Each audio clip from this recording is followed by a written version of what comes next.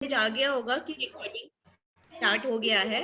तो अब हम लोग आज का क्लिनिकल सेशन 2 स्टार्ट करते हैं। तो over to you Amrita ma'am. Thank you Neelu. Good evening everybody. तो आज जो हम पढ़ाई करने जा रहे हैं उसमें परवेजाइनल एग्जामिनेशन है। एंटीनेटल पेशेंट हो या कोई भी पेशेंट हो, उसका एग्जामिनेशन बहुत बहुत इम्पोर्टेंट है। आज के कोविड टाइम में और ऐसे टाइम में जब बहुत सारी कंटेजियस डिजीजेस के बारे में हम लोग जानते हैं, ब्लड से ट्रांसमिट होने वाले डिजीजेस के बारे में जानते हैं, जैसे HIV है, HBsA, हेपेटाइटिस बी है, हेपेटाइटिस सी है, तो हमको एक यूनिवर्सल प्रिकॉशन तो हमेशा लेना होगा। वो यूनिवर्सल प्रिकॉशन जिससे हम पेशेंट को भी प्रोटेक्ट कर सके और खुद को भी प्रोटेक्ट कर सके। और हाइजीन सबसे इम्पोर्टेंट है, और हाइजीन में हैंड वॉशिंग सबसे इम्पोर्टेंट है। तो लास्ट टाइम में हम लोगों ने हैंड वॉश का निमोनिक भी दिया था सुमन के नाम से, और आपको बताया था कि सीधा, उल्टा, मुट्ठी, अंगूठा, नाखून और फिर कोनी, इसको हमें क्लीन करना होता है, हमेशा साफ सुथरा रहना होता है पेशेंट के करीब जाने से पहले। तो दूसरी इम्पोर्टेंट बात है कि आज जो विंटर्स का मौसम है, इसमें हमारे हाथ ठंडे होते हैं, पेशेंट कवर्ड रहती है, गर्म रहती है, इसका पेट गर्म है, इसका शरीर गर्म है, तो हम ठंडे ग्लव्स, ठंडे हाथ, इससे पेशेंट को टच करें। सफाई के साथ साथ हमारी एक वार्म भी इम्पोर्टेंट है, पेशेंट को टच करने से, उसे कम्युनिकेट करना, उससे बात करना, उसको रिलैक्स करना। तो ये सारी चीजें आज हम अपने इस सेशन में पढ़ेंगे। Next please. तो मान्यता का मकसद है क्वालिटी केयर आप लोगों तक पहुंचाना, आप लोगों को सिखाना, ताकि हम पेशेंट को बेस्ट केयर दे सकें अपने स्तर से। Next please. So providers conduct PV examination perfectly. तो कैसे करते हैं? तो पहले तो अननेसेसरी पीवी एग्जामिनेशन नहीं होना चाहिए। अगर कोई कारण है एग्जामिन करने का, पेशेंट को पीवी करने का, तभी हमें उसे चेक करना है। सिर्फ क्यूरियोसिटी में देखने के लिए या किसी और को सिखाने के मकसद से ये काम हमें नहीं करना है। तो रीजन होना चाहिए हमारे पास पेशेंट की पीवी करने का। तो कारण क्या है? पेशेंट लेबर में है, उसको बार बार चेक करना है, तो कितनी ड्यूरेशन पे चेक करना है। तो पहले तो कोई कारण हो तभी आप चेक करेंगे, और दूसरे 4 घंटे के अंतराल पर करेंगे। 4 घंटे से पहले भी आप कर सकते हैं, लेकिन उसके कुछ इम्पोर्टेंट इंडिकेशंस होंगे, जैसे अचानक से पानी की थैली फट गई, तो आपको देखना है कि कहीं गंदा पानी तो नहीं आ रहा है, निकोनियम जिसको कहते हैं, कहीं ब्लड तो नहीं आ रहा है, कहीं उसके साथ और या हाथ तो बच्चे का नहीं आ रहा है, कोई भी बच्चे का पार्ट तो नहीं आ रहा है। तो ये एक अलग इंडिकेशन हो जाएगा। ये नहीं कि पेशेंट को कुछ भी होता जा रहा है और आप उसको 4 घंटा होने का घड़ी देख के वेट कर रहे हैं। तो इंडिकेशंस के हिसाब से, और अगर कोई विशेष इमरजेंसी बीच में नहीं आती है, तो 4-4 घंटे को करना है। कोई प्रकाश कुमार लिख रहे हैं कि आवाज नहीं आ रही है। मैं आई नो सबके साथ प्रॉब्लम है क्या? साथ आवाज साफ नहीं आ रही है आपकी, कट कट के आ रही है। नहीं आ रही। ओके, थोड़ा स्लो बोलूं। कहाँ तक समझ आया? सब अपना वीडियो ऑफ करके देखिए, हो सकता है उसके बाद आने लगे। वीडियो ऑफ करके एक बार बोलिएगा। अब बताइए। हाँ, अब बेटर है, कंटिन्यू करें। ओके, सो पीवी एग्जामिनेशन कारण से ही होना है, और 4-4 घंटे के अंतर पे होना है, और 4 घंटे से पहले अगर कोई इमरजेंसी सिचुएशन आती है तब आपको करना है पीवी एग्जामिनेशन। जैसे सडनली पानी की थैली फट गई, आपको चेक करना है कि कहीं मेकोनियम ना आ रहा हो, कहीं ब्लीडिंग एक्स्ट्रा ना हो रही हो, या अचानक ब्लीडिंग भी हो जाए तो भी आपको चेक करना है। तो ये कारण बनते हैं। अभी हम आगे भी देखेंगे कि ब्लीडिंग हो रही है और आपको अल्ट्रासाउंड में पता है कि प्लेसेंटा प्रीविया है, प्लेसेंटा आगे है, तो पीवी नहीं करना है। Am I clear, Meenakshi? yeah, you are very clear. Okay, fine. So पहला तो हो गया इंडिकेशन के हिसाब से आपको चेक करना है। दूसरे, आपको एग्जामिनेशन के जो तरीका है उसमें पहली प्रैक्टिस होनी चाहिए कि आप इन्फेक्शन को प्रिवेंट करें, और पीवी करने के बाद जो भी आपने चेक किया है उसको आप प्रॉपर नोट करें। ठीक है, तो अब आपको इन्फेक्शन प्रिवेंशन के लिए क्या करना होगा? रनिंग वाटर में साबुन से या एंटीसेप्टिक सोल्यूशन से आपको अपना हाथ क्लीन करना है। ठीक है, कभी कभी हम लोग सिर्फ स्टेरिलाइजर यूज करते हैं और प्रॉपर ग्लव्स पहन लेते हैं, स्टेरिलाइज ग्लव। नहीं तो आइडियल तरीका ये है कि रनिंग वाटर में हम सोप से कम 3 से 5 बार अपने हाथ को क्लीन करें, और हाथ को सीधा, उल्टा, मुट्ठी, नाखून और कोहनी पूरा अच्छी तरह से हम क्लीन करें पेशेंट को देखने से पहले। आपकी जो ट्रे होती है, लेबर रूम की ट्रे, उसमें आपको मालूम है कि उसमें एंटीसेप्टिक लोशन, गॉज, पैड, ये सब अवेलेबल होता है। तो इन सब चीजों को आपको चेक करना है कि पहले से है या नहीं जब आप पेशेंट को एग्जामिन करने जा रहे हैं। ठीक है, तो आपने हैंड हाइजीन का ख्याल रखा, हाथ धुले, ग्लव्स पहने, फिर पेशेंट का पेरिनियम आपको क्लीन करना है। पहले आप विजुअल इंस्पेक्शन से देख लीजिए कि कुछ अंदर से गंदा पानी या कुछ तो नहीं आ रहा है, वरना सैवलॉन और बीटाडीन अप्लाई करने के बाद जो भी आ रहा है उसका कलर चेंज हो जाएगा। तो पहले आप इंस्पेक्शन करेंगे, देख लेंगे कुछ नहीं है, फिर आप पेरिनियम को क्लीन करेंगे और तब पेशेंट को एग्जामिन करेंगे, और फिर जो भी आपने देखा उसको रिकॉर्ड करेंगे। Next please.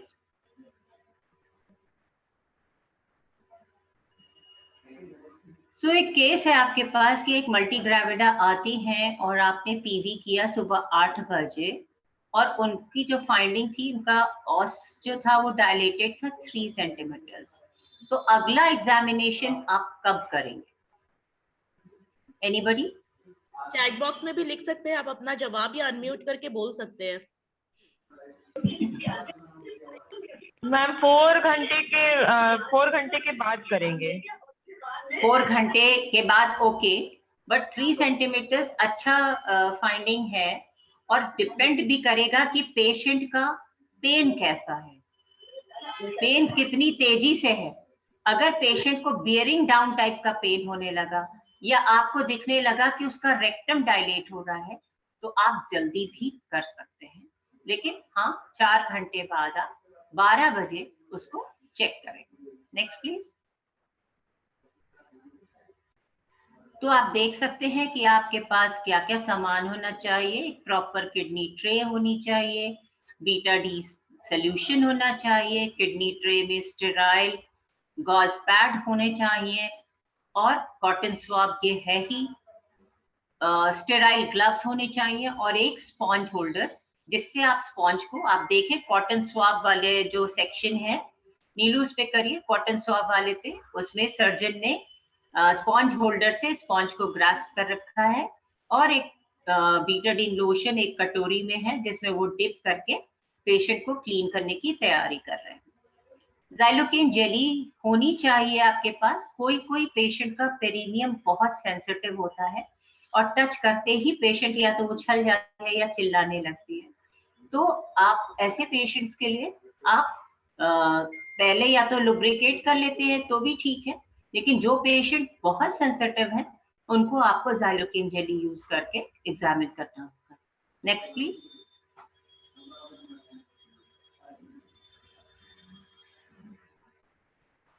तो कैसे आप एग्जामिन करेंगे? पेशेंट को आप लेटाएंगे, सीधी लेटेंगी पेशेंट, पैर उनका फोल्ड रहेगा, और उससे पहले आप अश्योर करेंगे कि पेशेंट का ब्लैडर एम्प्टी है। तो ब्लैडर एम्प्टी करने के लिए आप पेशेंट से कहेंगे कि यूरिन करके आए।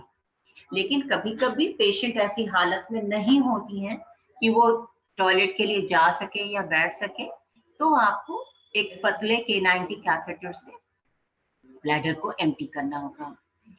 फिर आपको पेशेंट को एक्सप्लेन करना होगा कि आप क्या करने जा रहे हैं, उसको क्या फील हो सकता है, कितना दर्द हो सकता है। दर्द का कोई मीटर नहीं होता है, लेकिन फिर भी आप उसको एक्सप्लेन करेंगे कि थोड़ा डिस्कम्फर्ट होगा जिसको वो टॉलरेट करे, और पेशेंट को रिलैक्स करने के लिए कहेंगे।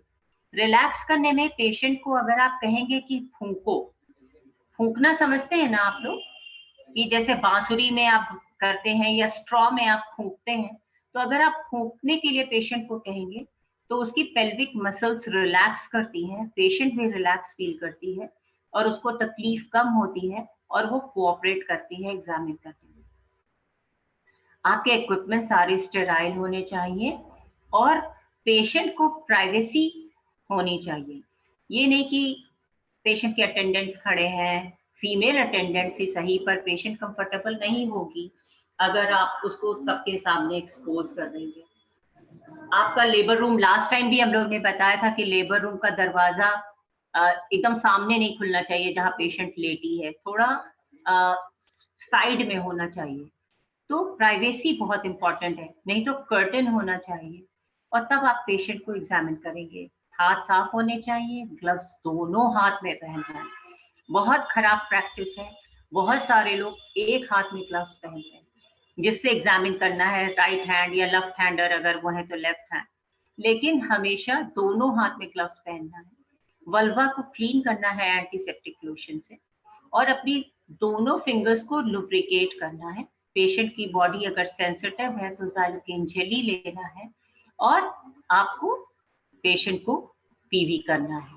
तो लुब्रिकेशन यूजुअली एंटीसेप्टिक सॉल्यूशन से ही होता है, बाकी सेंसिटिविटी ज्यादा होने पे ज़ाइलोकेन जेली यूज होती है। Next please.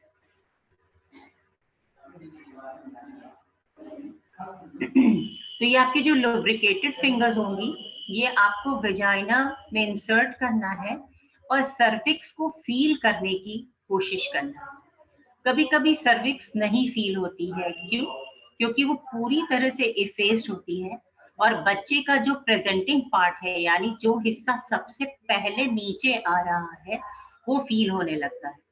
तो या तो आप सर्विक्स फील करेंगे या प्रेजेंटिंग पार्ट फील करेंगे कि बच्चे का हेड है या ब्रीच है। ब्रीच मतलब उसके बटक्स हैं या पंजे हैं, हाथ के पंजे हैं, कोहनी है, नाल है, क्या है, ये आपको फील करने की कोशिश करना है। क्लाइटोरिस और एनस ये नहीं टच करना है। एनस इसलिए कि वो अनहाइजीनिक होगा, वहां पे फीकल कंटामिनेशन होने का रिस्क है, और क्लाइटोरिस इसलिए कि बहुत सेंसिटिव, सबसे सेंसिटिव पार्ट फीमेल जेनाइटल का क्लाइटोरिस होता है, तो उसको टच करने से पेशेंट विंस कर सकती है, उछल सकती है और एग्जामिनेशन में कोऑपरेट नहीं करेगी।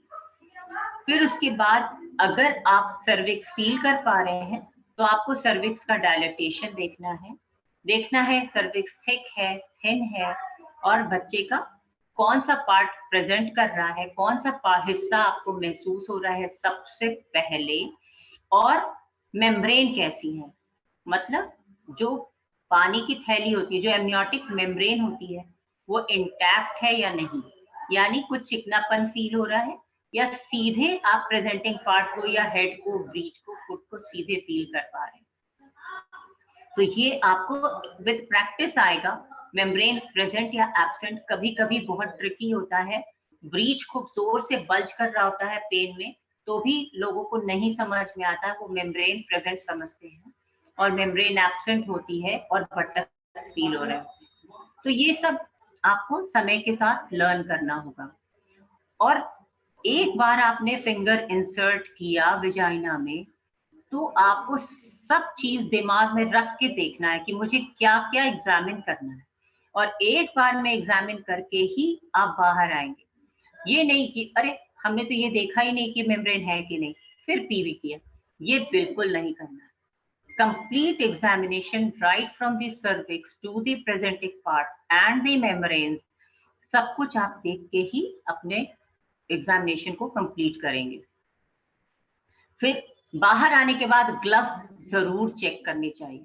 मेक इट अ प्रैक्टिस कि ग्लव में जो लग रहा है वो क्या है, उसमें ग्रीन कलर है, येलो कलर है, ब्लड है, व्हाइट है, प्लेन वाटर है, वो आपको चेक करना होगा और तब आपको एप्रोप्रिएट बिन में आपको डिस्कार्ड करना होगा अपने ग्लव्स को, ठीक है।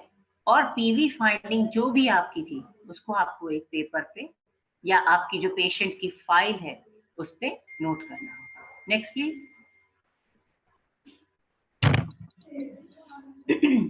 तो बात ये हम पहले भी कर चुके कि हमको पीवी में क्या क्या देखना है। सर्विक्स देखना है, सर्विक्स डायलेटेड है, कितनी डायलेटेड है। इफेसमेंट होता है कि सर्विक्स की जो लेंथ है वो छोटी होती जाती है। ये लेबर का प्रोसीजर होता है। प्राइमी में इफेसमेंट पहले हो जाता है, मल्टी में डायलेटेशन और इफेसमेंट साथ साथ होता है। तो सर्विक्स छोटी हो रही है कि नहीं, एकदम थिन होके पतली हो गई है कि नहीं, और है तो कितनी डायलेटेड है, ये आपको देखना है। मेम्ब्रेन देखना है, प्रेजेंटिंग पार्ट क्या है ये देखना है, मतलब जो हिस्सा सबसे पहले आपको पीवी में फील हो रहा है वो कौन सा है। पेल्विस पेशेंट की कैसी है, यानी जो हिस्सा आपका बच्चे का फील हो रहा है, सपोज करिए हेड फील हो रहा है, तो वो हेड के हिसाब से पेल्विस एडिक्वेट है कि नहीं, यानी जो उसकी बोन है उस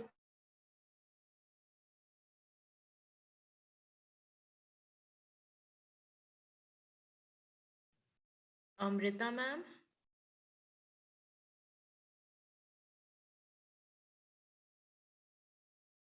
ma'am we lost your voice.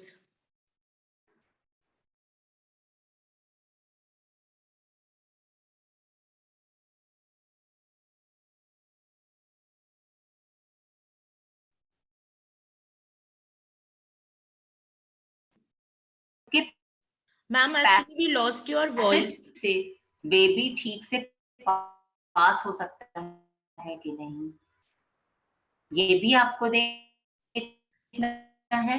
और लाइकर का कलर, ऑफ कोर्स, जो हम कई बार बोल चुके, येलो, ग्रीन, ब्लैक मिक्स्ड और प्लेन वाटर, ये देखना है। और आइडियल टाइम में नीलू हाय,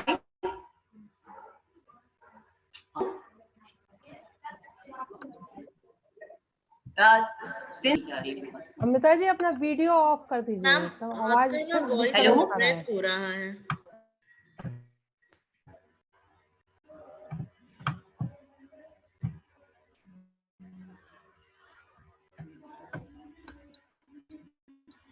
ऑन कर दीजिए, वो लोग कर।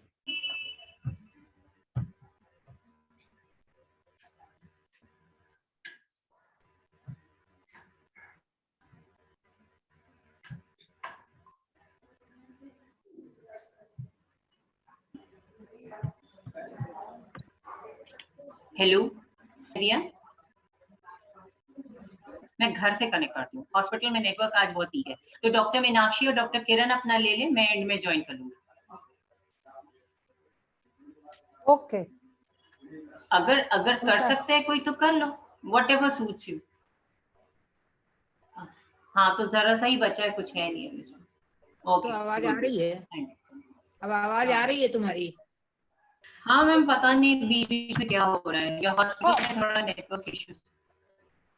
ठीक है मीनाक्षी जी या किरण मैम आप ले लीजिए आगे, ओके हम लीव कर देते हैं। नो इशू मैम, ठीक है, thank you ma'am. Okay okay, अब घर से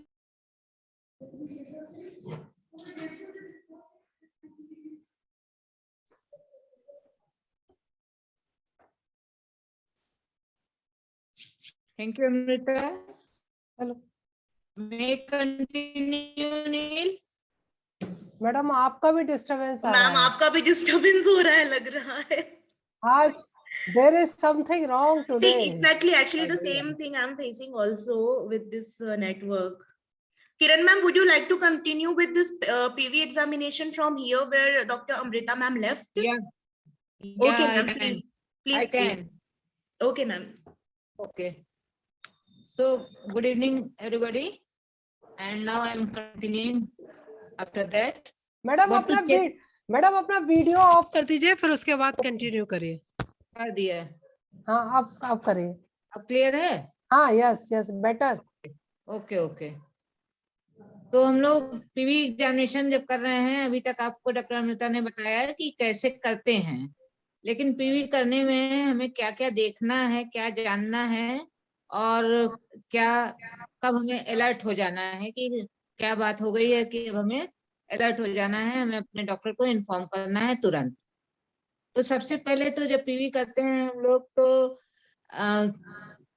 मतलब डाइलेटेशन में आई है, पेशेंट लेबर पेन में आई है, उस समय हम कर रहे हैं तो सर्वाइकल डाइलेटेशन देखते हैं और सर्विक्स का एफेसमेंट देखते हैं. फिर मेम्ब्रेन प्रेजेंट है कि नहीं है, मेम्ब्रेन अगर एब्सेंट है तो फिर प्रेजेंटिंग पार्ट क्या है, पेल्विक की एडिक्वेसी कैसी है, पेल्विस ठीक है कि नहीं ठीक है, अगर हेड आ रहा है तो हेड के साथ पेल्विस एडिकेट है कि नहीं है, वो देखना है हमें. फिर अगर मेम्ब्रेन एब्सेंट है तो लाइकर के बारे में जानना है कि लाइकर कैसा है, स्टेन्ड लाइकर है या फिर क्लियर लाइकर है. तो अगर क्लियर लाइकर है तो कोई बात नहीं है, डाइलेटेशन अच्छा है, सर्विक्स सफेद है तब भी कोई बात नहीं है, मेम्ब्रेन एब्सेंट हो गई है कोई बात नहीं है, डिलीवरी हो जाएगी. प्रेजेंटिंग पार्ट अगर वर्टेक्स है तो भी कोई बात नहीं है, लेकिन अगर प्रेजेंटिंग पार्ट कुछ दूसरा है, जैसे ब्रीच है, हैंड है, कॉर्ड है, तो फिर हमें तुरंत अलर्ट हो जाना है. और अगर पेल्विस हमारी एडिक्वेट नहीं है तो फिर बॉर्डर लाइन भी पेल्विस है, प्राइमरी पेशेंट है, तो हमें उसे तुरंत इन्फॉर्म कर देना है. Next please. लेकिन अगर आपको देखने में ऐसा लग रहा है कि ब्लीडिंग हो रही है तो पीवी एग्जामिनेशन हमें खुद नहीं करना है, उसके लिए डॉक्टर को इन्फॉर्म करना है, जैसे कि एपीएच में होता है. हाई अलर्ट कब कब होते हैं, अगर मिकोनियम आ रहा है, ब्लड स्टेन लाइकर है, तो फिर हमें हाई अलर्ट हो जाना है. Breech presentation, foot presentation, shoulder presentation, hand presentation, cord presentation, इन सब चीजों में तुरंत हमें इन्फॉर्म कर देना है अपने डॉक्टर को.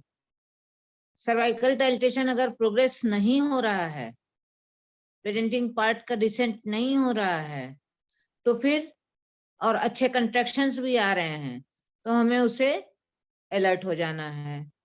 अगर मेम्ब्रेन एब्सेंट है और बड़ा कैपुट बना हुआ है, मोल्डिंग हो रही है, प्रेजेंटिंग पार्ट जो है आपका वो नीचे नहीं आ रहा है, सेफेलोपेल्विक डिस्प्रोपोर्शन हो रहा है, या सर्विक्स लूज हैंगिंग है, इडिमेटस हो गई है, या ऑब्स्ट्रक्टेड लेबर में पेशेंट जा रही है, या वेजाइना ड्राई हॉट है, तो फिर हमें टोटली हाई अलर्ट होके डॉक्टर को इन्फॉर्म करना है, जिससे कि उस पर कुछ डिसीजन लिया जा सके.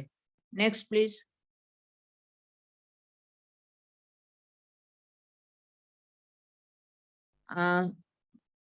पीवी एग्जामिनेशन तो एक्सप्लेन कर दिया अभी डॉक्टर अमृता ने. नेक्स्ट.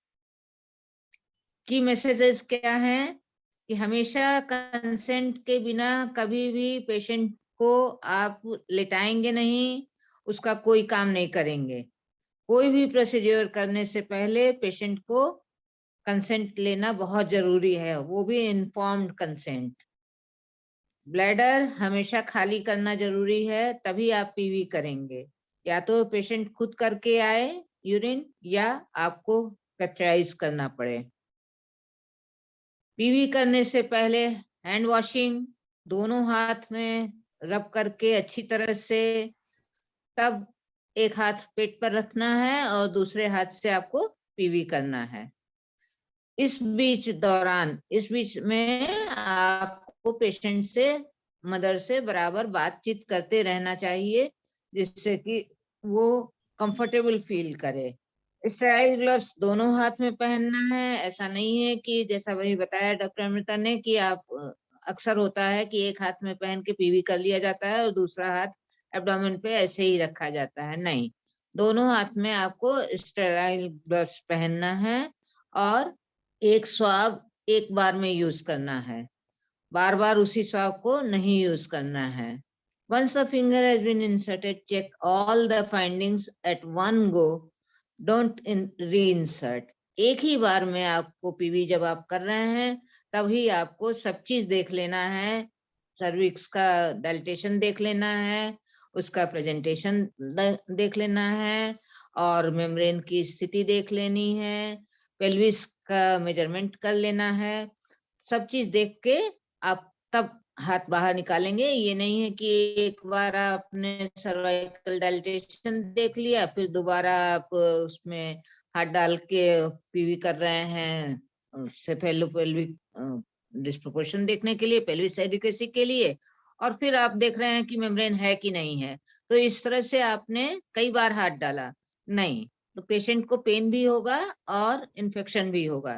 तो ऐसी स्थिति में आप लोगों को एक बार आपने पीवी जब करना है उसी समय आपको डिसाइड कर लेना है कि उसका मेम्ब्रेन है कि नहीं है, पेल्विस एडिक्वेट है कि नहीं है, और फिर प्रेजेंटिंग पार्ट क्या है, मेम्ब्रेन की स्थिति क्या है, सर्वाइकल डाइलेटेशन कितना है। Next please.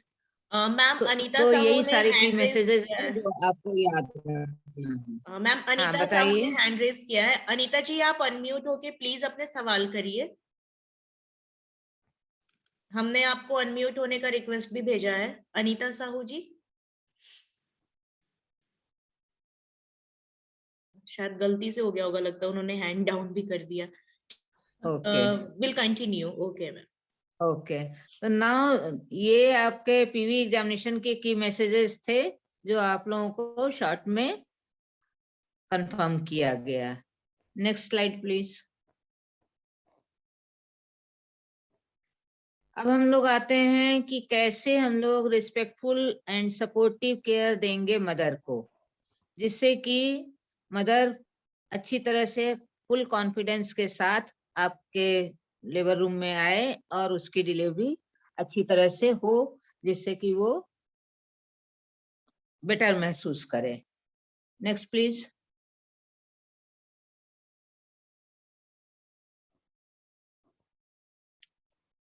तो इसके क्या क्या स्टैंडर्ड वेरिफिकेशन क्राइटेरिया हैं, इसके बारे में हम लोग थोड़ा सा जान लें कि जब भी कोई क्लाइंट हमारे पास आती है डिलीवरी के लिए तो उसको अच्छी तरह से वेलकम करना है।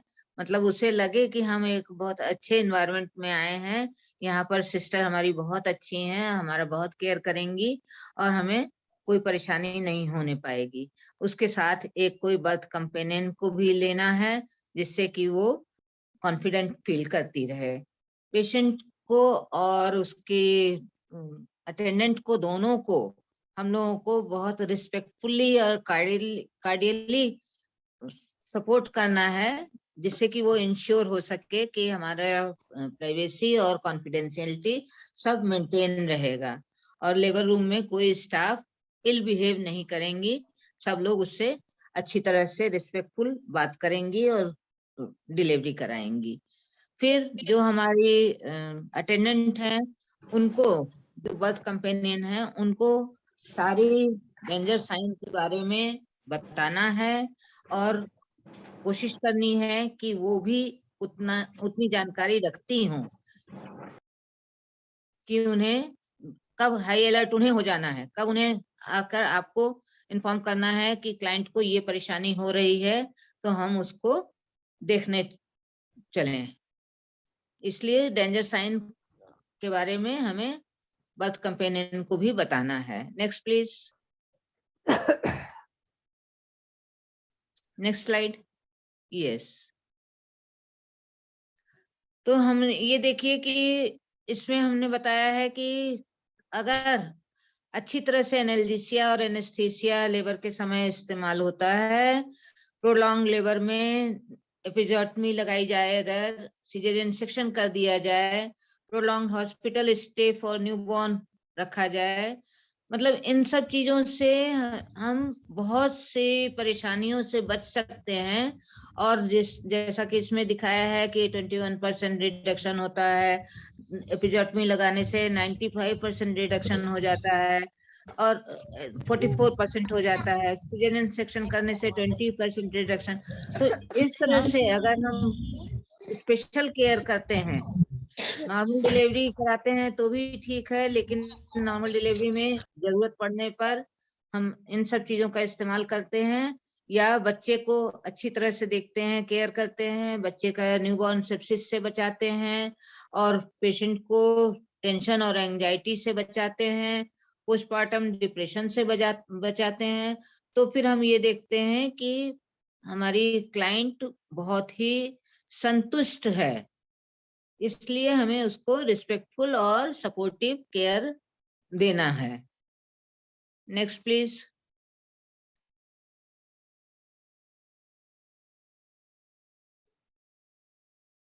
इसका मतलब क्या हुआ?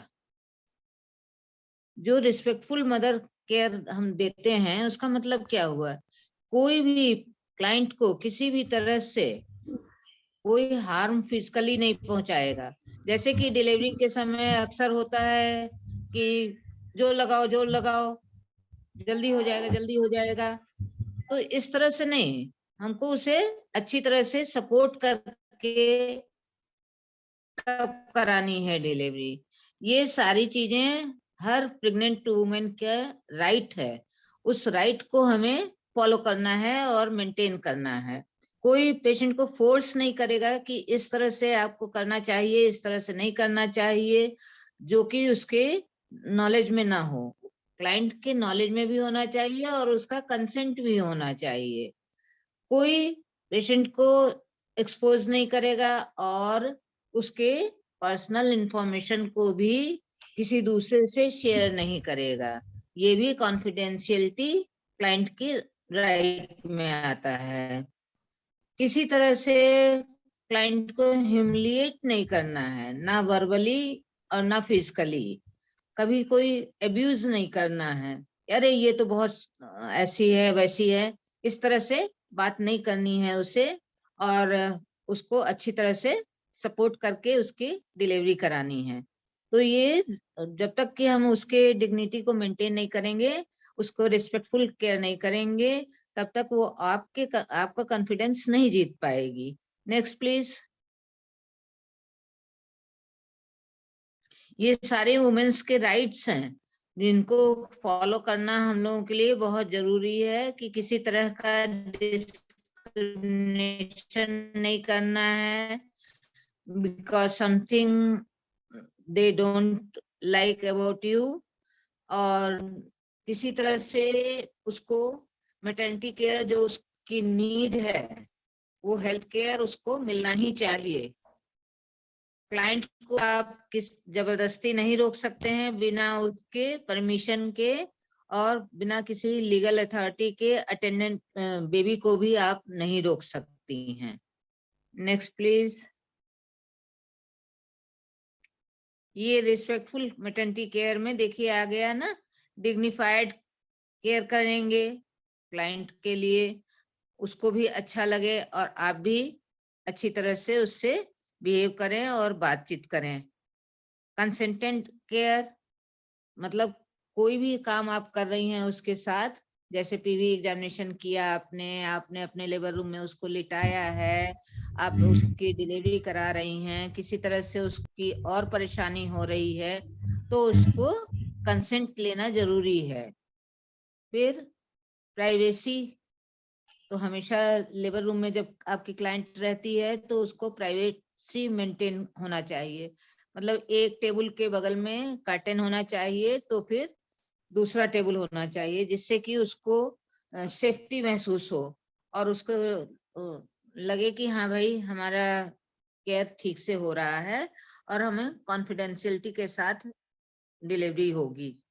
इन्फॉर्म्ड केयर, जिस तरह से भी उसको आप केयर कर रही हैं, कुछ भी कर रही हैं, पीवी करने जा रही हैं तो आप उसे बताइएगा कि देखिए अब आपका पीवी करने जा रहे हैं। फिर अगर आप उसका हार्ट बीट सुन रही हैं बच्चे का, तो भी आप उसे बताएंगी कि बच्चे का हार्ट बीट सुन रहे हैं, आप सपोर्ट कीजिए। क्लाइंट भी आपको अच्छी तरह से सपोर्ट करेगी और आप भी उसको सपोर्ट करेंगी। कोई फिजिकल ठुस्सा ठुस्सी नहीं करना है कि कभी पैर में मार दिया, कभी पेट के पास हाथ लगा दिया, मुक्का लगा दिया, ऐसा नहीं करना है। मुंह से भी गंदी बात नहीं निकालनी है, गुस्से में नहीं डांटना है, बहुत ही प्यार से।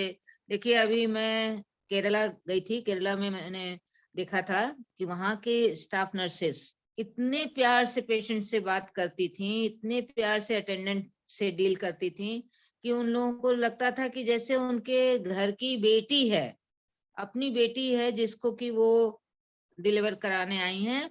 और स्टाफ नर्सेज इतनी अच्छी तरह से उन लोगों से बिहेव करती थी। किसी भी तरह का कोई एब्यूज नहीं करना है। क्लाइंट को कभी ये नहीं कहना है कि अरे तुम्हारी लड़की हो गई, तुम्हारी लड़की लड़की होती है। सेक्स डिटरमिन के बारे में भी कभी नहीं बोलना है। कभी ये भी नहीं कहना है कि हाँ भाई देखो लड़का होगा तो ये हो जाएगा, ये इस चीज के बारे में भी कभी नहीं कहना है। तो हमारी ड्यूटी यही है कि हमारे क्लाइंट की सेफ डिलीवरी हो, चाहे मेल हो चाहे फीमेल हो, अच्छी तरह से बच्चा और माँ दोनों स्वस्थ रहें। Next please. अब एक केस सिनेरियो दिया हुआ है कि आपके पास प्राइमरी ग्रेविडा आई हुई है जो कि फुल डायलिटेशन में है। आप उसको कैसे फॉलो करेंगी, कैसे उसको आप रेस्पेक्टफुल मैटरनिटी केयर देंगी? Anyone can? चैट बॉक्स में भी आप लोग लिख सकते हैं, मैडम ने जो पूछा है आप लोग अनम्यूट करके भी बोल सकते हैं।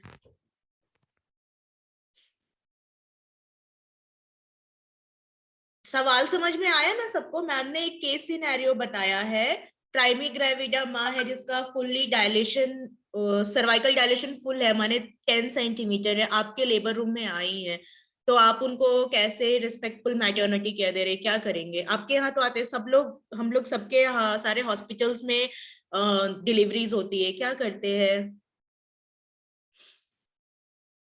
अनम्यूट करके बोलिए या चैट बॉक्स में लिखिए। Santevita hospital, AMC hospital, Raj nursing home, Annapurna hospital, कहाँ है सब? कोई एक जवाब दीजिए, कोई एक जवाब दीजिए। नहीं दे रहे हैं? नहीं, मतलब सुनाई नहीं कोई भी दे रहा। रिस्पेक्टफुली, मैम आई थिंक कोई रिस्पेक्टफुली केयर नहीं प्रोवाइड करता है। कहाँ कोई है कि नहीं है? है मैम, सारे लोग हैं। सब चुप क्यों हो गए भाई? अचानक से चुप हो गए सब। सुनाई दे रही है कि नहीं बात? सवाल समझ में नहीं आ गया? अच्छा रेस्पेक्टफुल छोड़ दो। अच्छा बताओ कि पेशेंट आई है लेबर में, फुली डायलेटेड है, आगे क्या करोगे? चैट बॉक्स में आया मैम किसी का, इमोशनल सपोर्ट करना है। वेरी गुड, दे दिया। गुड। But how?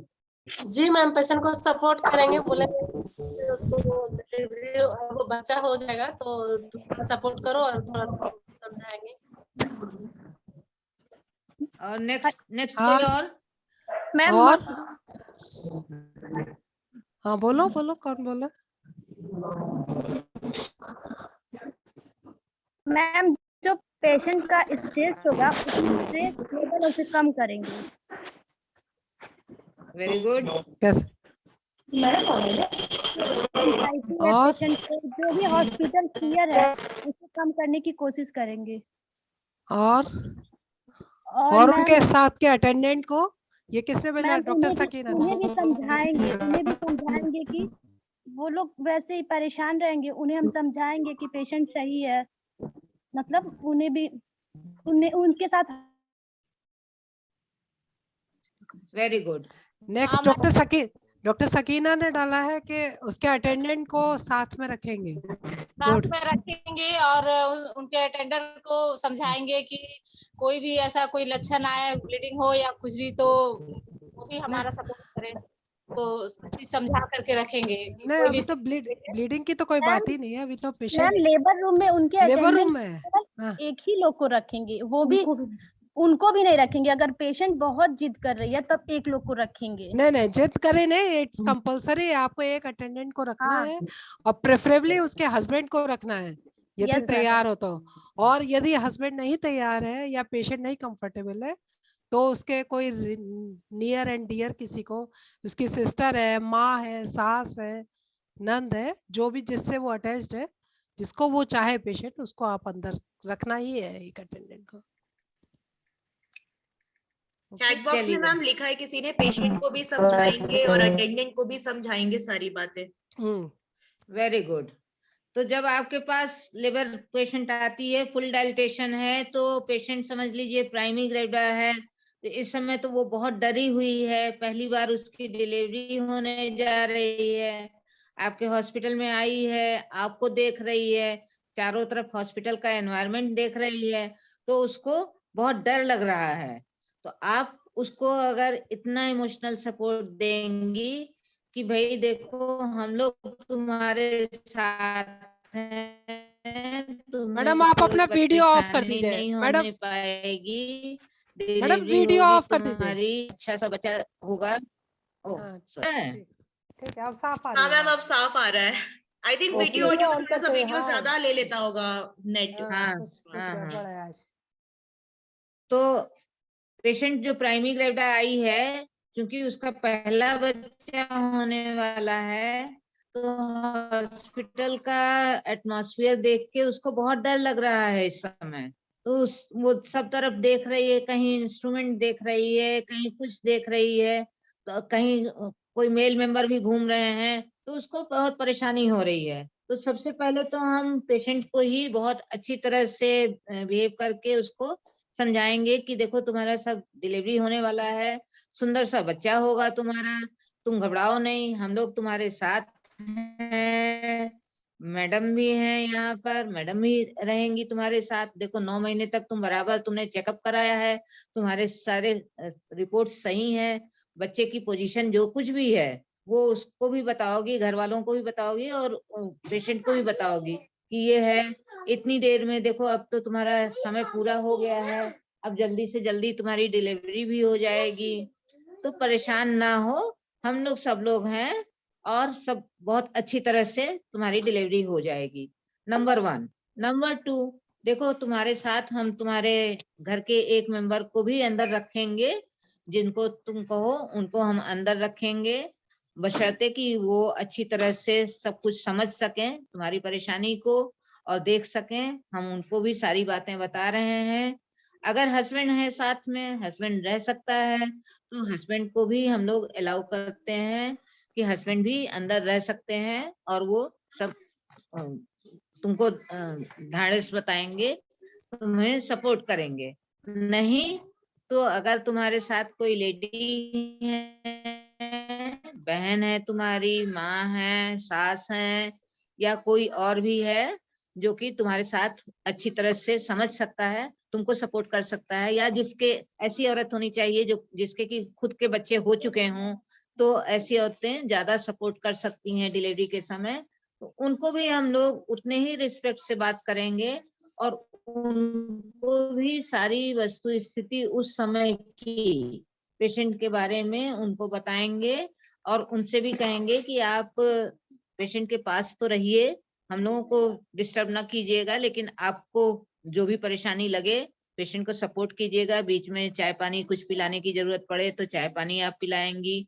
हम लोग अभी चूंकि फुल डायलिटेशन है तो आप भी पेशेंट को छोड़ेंगी नहीं, आप भी लेबर रूम में ही रहेंगी, इसलिए आप इस तरह से रिस्पेक्टफुली बात करेंगी, कॉन्फिडेंशियलिटी के बारे में बताएंगी, प्राइवेसी के बारे में बताएंगी, तो फिर पेशेंट को लगेगा कि हाँ भाई हमारे साथ ये लोग बहुत अच्छी तरह से बिहेव करेंगी और अच्छा सा बेबी हमें मिलेगा। Next slide. अब है कि जो हमारे साथ कोई है बर्थ कंपेनियन, तो उसका रोल क्या है? उसका रोल तो यही है कि उसको सब तरह के नॉलेज होना चाहिए, अच्छी तरह से करेक्ट नॉलेज होना चाहिए, पेशेंट को वो सपोर्ट करें पूरी तरह से। अगर माँ है तो माँ अच्छी तरह से सपोर्ट कर सकती है, जो भी है, सास है, माँ है, बहन है या हस्बैंड है, तो उसे अच्छी तरह से सपोर्ट करें, जिससे कि उसको फेथ हो, मतलब मदर को पूरा फेथ हो कि हाँ ये सपोर्ट करेंगी। तो उनका काम क्या रहेगा, काम रहेगा कि किसी भी तरह का बीच में अगर कॉम्प्लिकेशन होता है तो वो आपको जाकर इन्फॉर्म करेंगी। अगर बच्चे को कोई कॉम्प्लिकेशन होता है तो आपको इन्फॉर्म करेंगी और बेसिक सपोर्ट करेंगी। डिलीवरी के समय भी माँ उसको हाइड्रेट करती रहेंगी, चाय पानी जो पिलाना है वो चाय पानी पिलाएंगी। किसी तरह का डेंजर साइन हो रहा है, एक्सेसिव पेन हो रहा है या एकदम पेन बंद हो गया है, ब्लीडिंग हो रही है, कुछ भी और परेशानी है तो वो बताएंगी।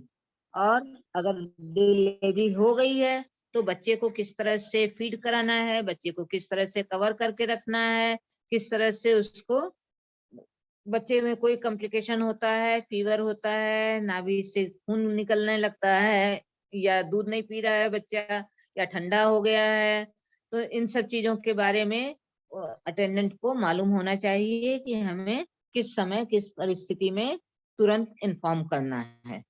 Next please.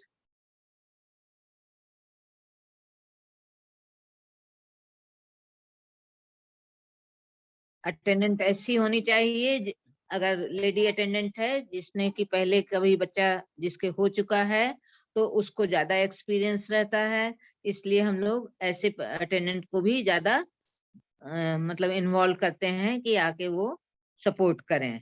हस्बैंड है तो ठीक है, हस्बैंड भी है, सब उनको सुनना है, देखना है, लेकिन अगर लेडी अटेंडेंट है तो उसको अच्छी तरह से सब चीजों की जानकारी होनी चाहिए।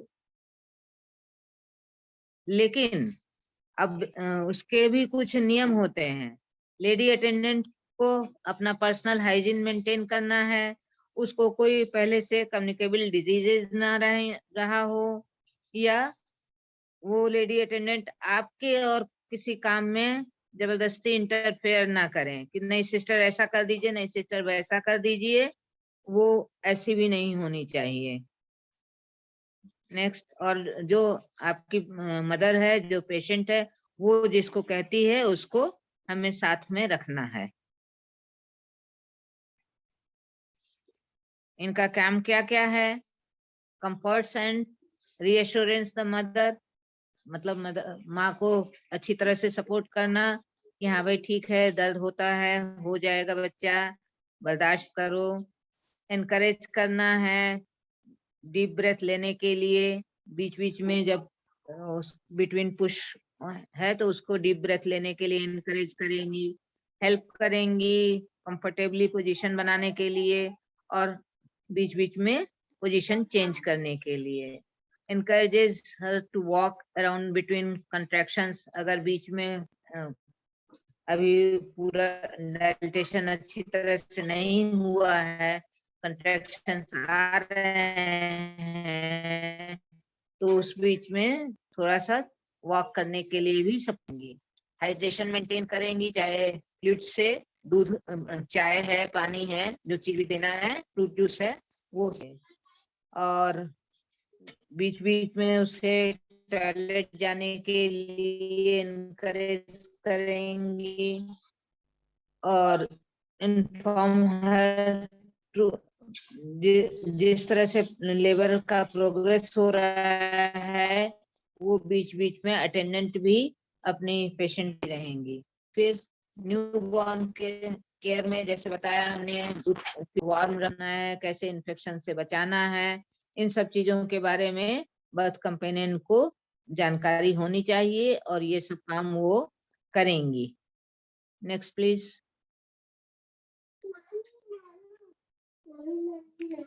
अब जो भी बर्थ कंपेनियन है, चाहे हस्बैंड हो, चाहे सास हो, चाहे मदर हो, कोई भी हो, थोड़ी बहुत तो जानकारी उन्हें होनी चाहिए और उनको ये मालूम होना चाहिए कि क्या डेंजर साइन हो सकता है जिस पर कि तुम हाई अलर्ट हो जाना है। जैसे कि अगर बहुत ज्यादा वेजाइनल ब्लीडिंग हो रही है, सीवियर हेडेक हो रहा है, विजुअल डिस्टरबेंसेस हो रहा है। विजुअल डिस्टरबेंसेस अक्सर किस केस में होता है? एक्लेम्शिया केस में होता है। और सीवियर एब्डोमिनल पेन हो रहा है, कभी कभी एक्सीडेंटल हेमरेज में सीवियर एब्डोमिनल पेन होता है जो पता नहीं चलता है, और जब बहुत ज्यादा पेन होता है उसमें, फिर डिफिकल्टी इन ब्रीदिंग हो रही है, कन्वर्जेंस आने लगे, डिफिकल्टी इन पासिंग, यूरिन नहीं पास हो रहा है, फाउल स्मेलिंग वेजाइनल डिस्चार्ज है, फीवर हो रहा है, जाड़े लग रहा है, तो इन सब कंडीशंस के बारे में अटेंडेंट को अलर्ट होना पड़ता है कि अगर ऐसी कोई स्थिति आती है तो उसको इन्फॉर्म करना है।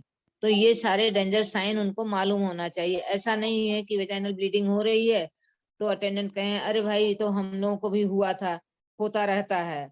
सीवियर हेडेक हो रहा है तो आप कहिए, अटेंडेंट खुद ही कहने लगे कि कुछ नहीं है भाई, दर्द तो होता रहता है, तुम पेट में दर्द हो रहा है तो दर्द नहीं होगा तो बच्चा कैसे होगा। इस तरह से अटेंडेंट को सब डेंजर साइन के बारे में मालूम होना चाहिए कि क्या डेंजर साइन है जिसपे कि हमें अलर्ट होना है और स्टाफ को इन्फॉर्म करना है। बेबी अगर डिलीवर हो गया है तो बेबी के बारे में उनको मालूम होना चाहिए कि अगर बच्चा दूध नहीं पी रहा है ठीक से, बच्चे को फीवर है, या बच्चा ठंडा हो रहा है, या उसकी सांस लेने में गड़बड़ी हो रही है, तेज तेज सांस ले रहा है, या एकदम लेथार्जी बेबी पड़ा हुआ है, कोई उसमें मूवमेंट नहीं हो रहा है, और या बच्चे में येलो पाम और सोल हो गया है, यानी कि जॉन्डिस के साइन आ रहे हैं। तो इन सब चीजों के बारे में भी अटेंडेंट को मालूम होना चाहिए जिससे कि वो आपको अलर्ट कर सके और समय पे उसकी देखभाल हो सके। Next please.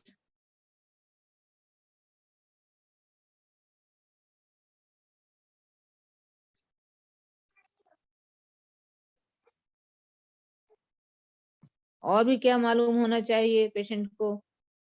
मदर के डेंजर साइंस बता दिए, एक्सेसिव ब्लीडिंग हो रही है, सीवियर एब्डोमेन पेन हो रहा है, डिफिकल्टी इन ब्रीदिंग हो रही है, माँ सांस नहीं ले पा रही है, पुश नहीं कर पा रही है, सीवियर हेडेक हो रहा है, ब्लरिंग ऑफ विजन है, और यूरिन नहीं पास हो रहा है 2 घंटे से 3 घंटे से, जाड़ा लग रहा है, फाउल स्मेलिंग डिस्चार्ज हो रहा है।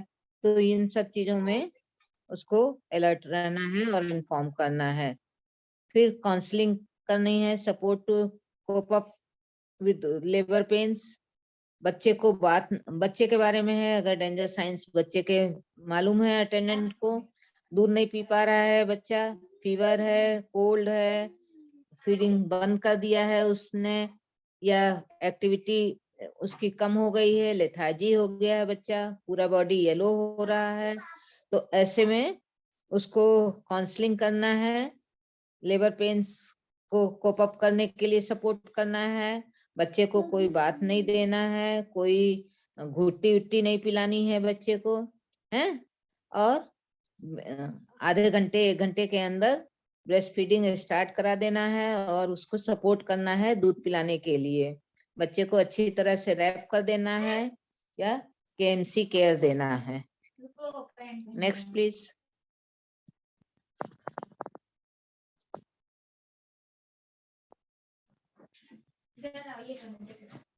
अब क्वेश्चन आपका आ गया कि क्या डेंजर साइंस होंगे जिनको कि स्टाफ को इन्फॉर्म करेंगी attendant.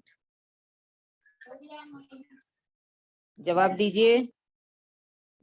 What are the danger signs that has to be informed to the staff of the birth companion? Chat box में लिख के दे दीजिए जवाब जल्दी जल्दी।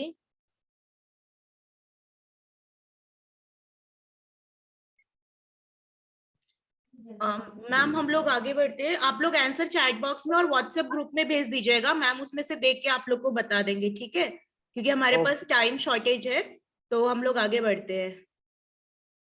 नाउ नेक्स्ट स्लाइड, की मैसेजेस। सुन आप, जो आपसे पहला क्वेश्चन पूछा गया था कि अगर लेबर में पेशेंट आती है तो आप क्या करते हैं, तो soon after the admission of the mother, the birth companion should be oriented on the danger and when to inform, and rights of mother should be familiar with all the staff. क्या क्या mother के rights हैं उसके बारे में सारे staff को अच्छी तरह से मालूम होना चाहिए और अकॉर्डिंगली बिहेव करना चाहिए। Now may I hand over to doctor Meenakshi. Yes ma'am. Okay, Okay, now you start, please. Okay. Good evening to all. अब हम बात करेंगे इन्फेक्शन प्रिवेंशन के बारे में, इन्फेक्शन प्रिवेंशन प्रोटोकॉल्स के बारे में कि आपको डिलीवरी, मेरी आवाज साफ आ रही है? Yes, ma'am. Yes, ma'am. You are very much audible. हाँ, डिलीवरी के टाइम में या मतलब लेबर रूम प्रोटोकॉल में आपको हॉस्पिटल लेबर रूम और उसके एरिया का इन्फेक्शन कैसे प्रिवेंट करना है, उसके स्टैंडर्ड है, उसके स्टैंडर्ड के बारे में बताएंगे और फिर उस स्टैंडर्ड से फिर बताएंगे कि उनका कैसे वेरीफाई करेंगे, उसमें क्या क्या स्टैंडर्ड है। Next slide please. अब इसके इन्फेक्शन प्रिवेंशन के लिए बहुत सारे स्टैंडर्ड है। उसमें सबसे पहला स्टैंडर्ड है कि इंस्ट्रूमेंट्स और रीयूजेबल आइटम्स है वो हर यूज के बाद अप्रोप्रिएटली या तो कुछ मतलब रीयूज वाले हैं तो उनका स्टेलाइजेशन होना चाहिए, और यदि वो डिस्पोजेबल है तो उसको डिस्पोज ऑफ करना है। तो रीयूजेबल इंस्ट्रूमेंट जो रीयूजेबल है तो उसमें फैसिलिटी में क्या क्या चाहिए आपको, जैसे आपकी फैसिलिटी में स्टेलाइजेशन, इंस्ट्रूमेंट का स्टेलाइजेशन करने के लिए स्टेलाइजर मौजूद होना चाहिए, और हमेशा कोई भी इंस्ट्रूमेंट यूज होने के बाद रीयूज होने से पहले वो स्टेलाइज होना चाहिए। फिर जो आपका लेबर रूम है या ओटी टेबल है वो सब क्लीन होने चाहिए। कोई भी एक काम होने के बाद पूरा आपका, जैसे डिस्पोजेबल है वो तो आप डिस्पोज ऑफ कर देंगे, लेकिन जो इंस्ट्रूमेंट है जो आप रीयूज करते हैं वो साफ साफ मतलब स्टेलाइज होने चाहिए। फिर से एक मिनट, हम थोड़ा सा वॉल्यूम कम कर दें तो।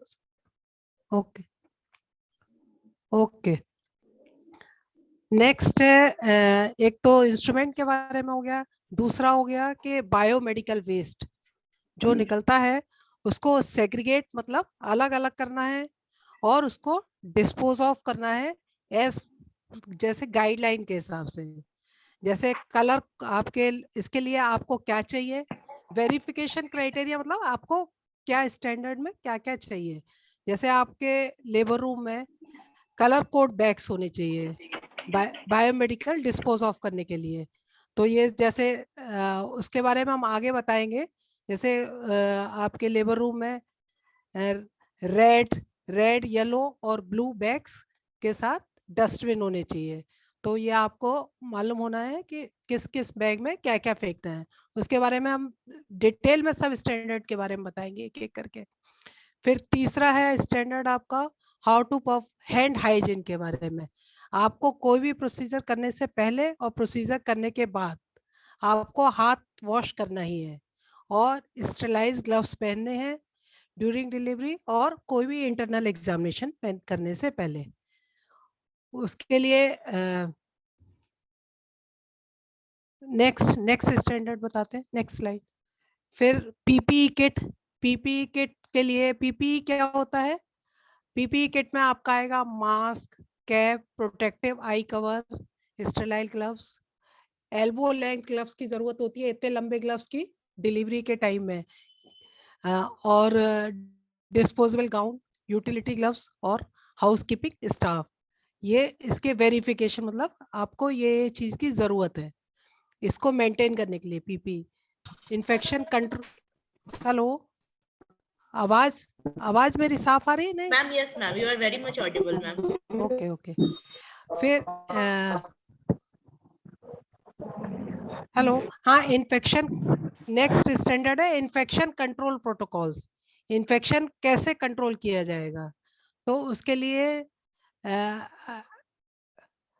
आपको मतलब ओटी में आपके सामान होना चाहिए लेबर रूम में, जैसे सोप एंड वाटर हाथ स्क्रब करने के लिए, डिटर्जेंट होना चाहिए मतलब उसके लिए धोने के लिए, कपड़ा धोने के लिए।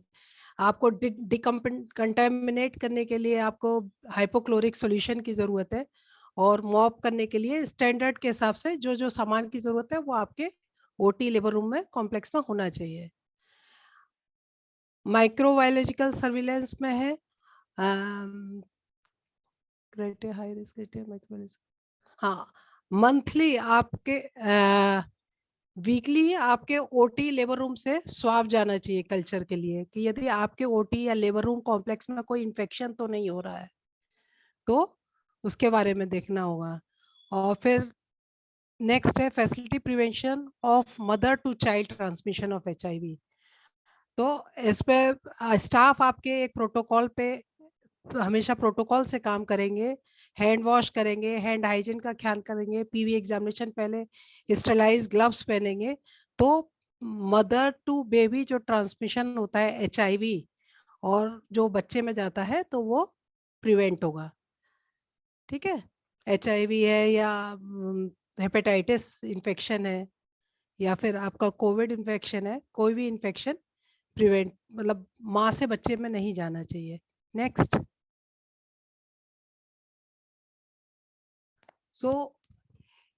इसके लिए आप जो ये सब स्टैंडर्ड मेंटेन करने के लिए कि जैसे आपके ओटी में इन्फेक्शन ना रहे और वो इन्फेक्शन माँ को ना जाए, फिर माँ से बच्चे को ना जाए, या मदर को सेप्सिस ना हो, या आगे प्रॉब्लम ना हो, तो उसके लिए प्रिकॉशन आपको क्या क्या लेनी है। सबसे पहले हैंड वॉशिंग, हाथ वॉश करना है कोई भी प्रोसीजर करने के पहले, करने के बाद। Use of protective PPE, personal protective attire आपको यूज करना है। तो उसमें डिपेंड करता है, PPE मतलब ये नहीं है कि आपने ऊपर से नीचे तक अपने आप को कवर कर लिया। हर चीज के लिए PPE, जैसे आपको PPE करना है तो आपको केवल हैंड वॉश करके स्टेलाइज ग्लव्स की जरूरत है दोनों हाथ में, जैसे कि अमृता जी ने बताया कि दोनों हाथ में ग्लव्स पहनने हैं हमेशा। ग्लव्स पहनने के बाद, और ग्लव्स पहनने का तरीका होता है वो भी हम बताएंगे आपको। फिर उसके बाद जो यूज आइटम एक बार यूज कर लिए, जैसे ग्लव्स आपने यूज किया या आपने कोई इंस्ट्रूमेंट यूज किया, तो उसको प्रोसेस कैसे करेंगे कि वो उसका स्टेलाइजेशन नेक्स्ट यूज के लिए वो तैयार कैसे होगा। और जो आपके जो डिस्पोजेबल आइटम है उसको आपको डिस्पोज ऑफ करना है, तो वो उसके अलग अलग उसका बैग्स जो रहते हैं उसको सेग्रीगेशन करके फिर उसको डिस्पोज ऑफ करना है। और जो शार्प ऑब्जेक्ट है उसको स्पेशली अच्छे से केयर करना है, जिससे कि आपको और माँ मतलब आपकी पेशेंट दोनों को नुकसान ना हो, क्योंकि शार्प कट या निडल इंजरी ये आपको एक सीवियर इन्फेक्शन दे सकती है। फिर आपको एक क्लीन एनवायरनमेंट रखना है, जैसे आपको अपनी ओटी लेबर रूम को बराबर फ्यूमिगेट करना है और उसका स्वाब लेना है, इनसे इन्फेक्शन प्रिवेंट करना है। टेबल वगैरह हमेशा हर केस के बाद टेबल आपको साफ करनी है। बायोमेडिकल वेस्ट डिस्पोजल, तो उसके बायोमेडिकल वेस्ट डिस्पोजल के बारे में डिटेल में अभी बताएंगे। फिर स्टैंडर्ड प्रिकॉशन फॉर कोविड, तो स्टैंडर्ड प्रिकॉशन तो कोविड में तो आपको रेस्पिरेटरी हाइजीन, आपको मास्क पहन के रखना है इस समय तो सबको, बल्कि डबल मास्क पहनना है। और इस हम लोगों के स्टाफ के लिए हेल्थ वर्कर को N95 मास्क पहनना है। लेकिन यदि N95 ना पहन पाए तो आप 2 मास्क पहन सकते हैं, पहले सर्जिकल मास्क पहन के उसके ऊपर आप कपड़े का मास्क पहन लीजिए। तो रेस्पिरेटरी हाइजीन आपको मेंटेन करना है। सोशल डिस्टेंसिंग मेंटेन करनी है। सोशल डिस्टेंसिंग मतलब कि 2 मीटर की डिस्टेंस से आपको करना है, लेकिन ऐसा नहीं है कि आप डिस्टेंस मेंटेन करने के चक्कर में पेशेंट को देखें ही ना। आपको प्रॉपर PPE मतलब जो उसके जिस जो काम कर रहे हैं उसके हिसाब से जितना आपको पर्सनल प्रोटेक्टिव मतलब वो चाहिए, डिवाइस चाहिए, वो उतना पहन के आपको पेशेंट को देखना है। ठीक है, नेक्स्ट नीलू। हाँ, हैंड हाइजीन के WHO 5 मूवमेंट्स है। मतलब हैंड हाइजीन आपको कब ध्यान रखना है, सबसे पहले before touching the patient, patient को छूने से पहले आप हैंड हाइजीन का ख्याल रखेंगे, अपना हाथ धोएंगे। बिफोर क्लीन और एसेप्टिक प्रोसीजर, कोई भी आप एसेप्टिक प्रोसीजर करने जा रहे हैं उससे पहले आपको हैंड हाइजीन देखना है। थर्ड, आपने कोई भी पेशेंट का जो बॉडी फ्लूइड निकला है उसको छुआ है या के टच में आए या ब्लड के टच में आए तो उसके बाद भी आपको हैंड वॉश करना है। पेशेंट को टच करने के बाद भी आपको हाथ वॉश करना है, और पेशेंट की सराउंडिंग को भी किसी वजह से आप टच कर रहे हैं तो उसके बाद आपको हैंड वॉश करना है। Okay, next next. Neel, can you? Yes ma'am, मैंने नेक्स्ट कर दिया है। हेलो। हाँ जी मैम, मैंने नेक्स्ट स्लाइड चेंज कर दिया है। मैम आप एक बार अपना वीडियो ऑफ कर लीजिए प्लीज, आई थिंक आपका वो एरर हो रहा है। हमने वीडियो ऑफ कर दिया। हाँ जी हाँ जी हाँ ओके जी। Okay, I have already off.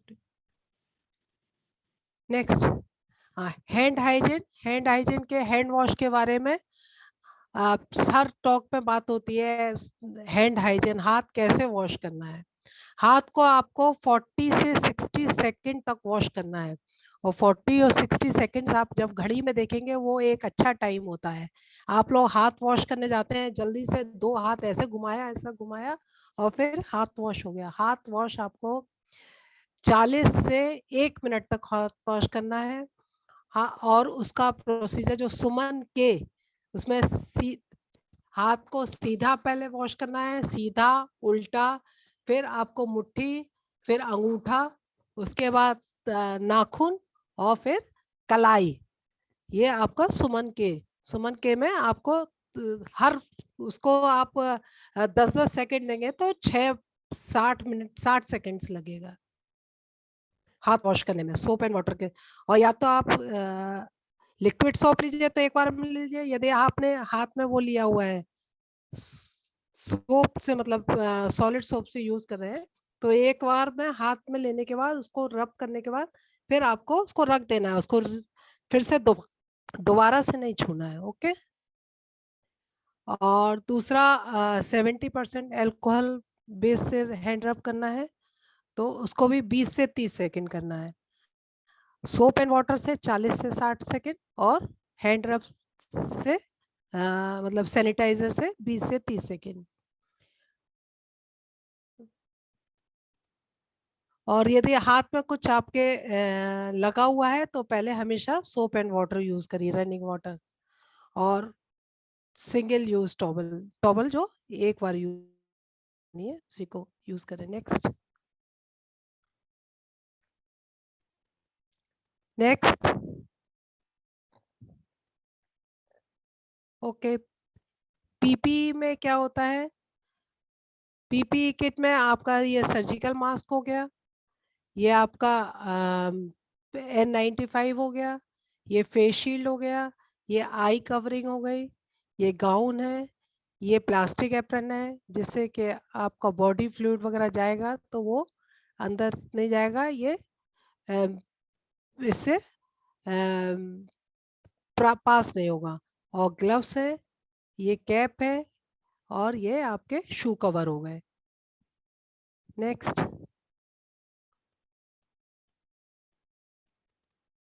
Next, अब आपको पुटिंग ऑन पीपीई, पीपीई कैसे पहनना है? तो सबसे पहले आपको क्या करना है, ये जो आपका मोबाइल, हाथ में घड़ी पहने हुए हैं, पेन है, अंगूठी है, आपके जो भी ज्वेलरी वगैरह है वो सब आपको निकाल देनी है वॉश करने से पहले हमेशा। फिर आपको स्क्रब सूट पहनना है और शूज पहनने हैं। ये आप अपने चेंजिंग रूम से पहन सकते हैं, मतलब आपने अपना जो कपड़ा पहने हुए थे उसको उतार के अपने इस स्क्रब सूट पहन लिया और शूज पहन लिए। फिर आप क्लीन एरिया में गए, फिर उसके बाद आपने अपना देख लिया कि आपको किस साइज की पीपीई किट पहननी है।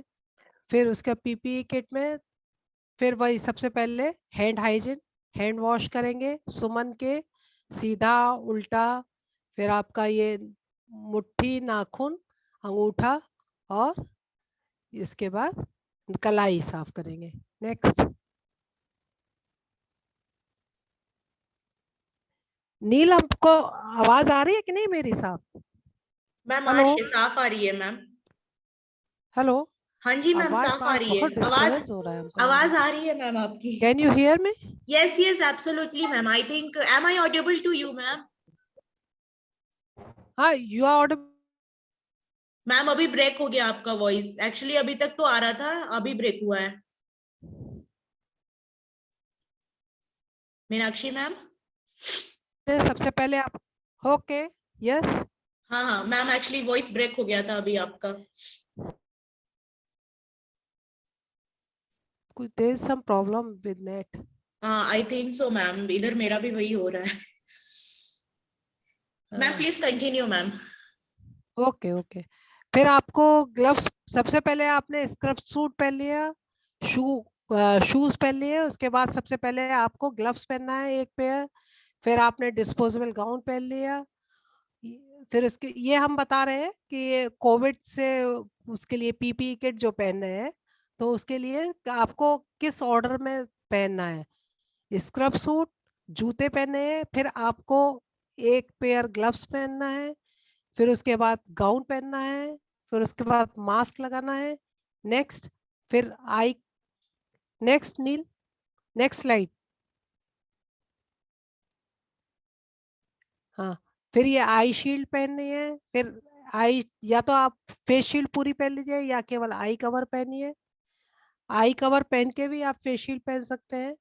फेस शील्ड पहनने के बाद फिर आपको प्लास्टिक का गाउन पहनना है, और नेक्स्ट फिर आपको दूसरे पेयर ऑफ ग्लव्स पहनने हैं। आपको दूसरे पेयर ग्लव्स पहनने से पहले एक बार हाथ सैनिटाइज करके सैनिटाइजर से नेक्स्ट यू दूसरे पेयर ग्लव्स पहन लीजिए।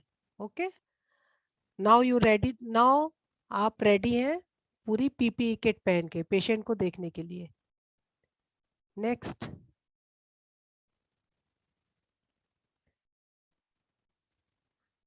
अब पेशेंट को देखने के बाद पीपीई किट कैसे उतारें, किस ऑर्डर में उतारें। तो ये सबसे पहले आपके हाथ पे कुछ लगा हुआ है, ब्लड वगैरह लगा हुआ है, तो सबसे पहले आपको हाथ जाके रनिंग वाटर के नीचे वॉश कर लेना है। फिर फर्स्ट, सबसे पहले आपको एप्रन उतारना है जो प्लास्टिक के सबसे ऊपर पहना हुआ था। फिर उसके बाद हाथ वॉश करेंगे। एप्रन, पहले हाथ वॉश किया, फिर एप्रन उतारा, फिर हाथ वॉश किया, फिर उसके बाद ऊपर वाला ग्लव्स उतार दिया, फिर नेक्स्ट फिर हाथ वॉश करेंगे। इसमें 3-4 बार ये आपके कोविड प्रोटोकॉल का बता रहे हैं। फिर हाथ वॉश करने के बाद फिर नेक्स्ट, नेक्स्ट स्लाइड। हाँ, फिर आपको ये फेस शील्ड और ये पहना, ऊपर वाला जो हुड यदि आपने पहना है हेड कवर करने के लिए, तो फेस शील्ड और हुड निकालना है। फिर उसके बाद आपको एप्रन निकालना है, पीछे से कोई एप्रन खोल देगा, तो फिर आपको जब उतारेंगे एप्रन, तो आपको आगे की तरफ, मतलब जो ऊपर वाला सरफेस है वो अंदर चला जाएगा, उसको अनफोल्ड करके फिर डायरेक्ट आप हाइपोक्लोरिक सॉल्यूशन में डाल देंगे। नेक्स्ट,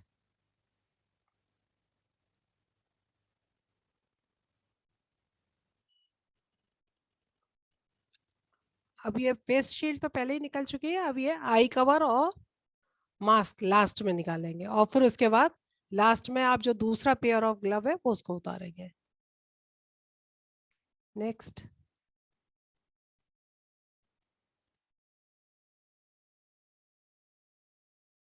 हाँ,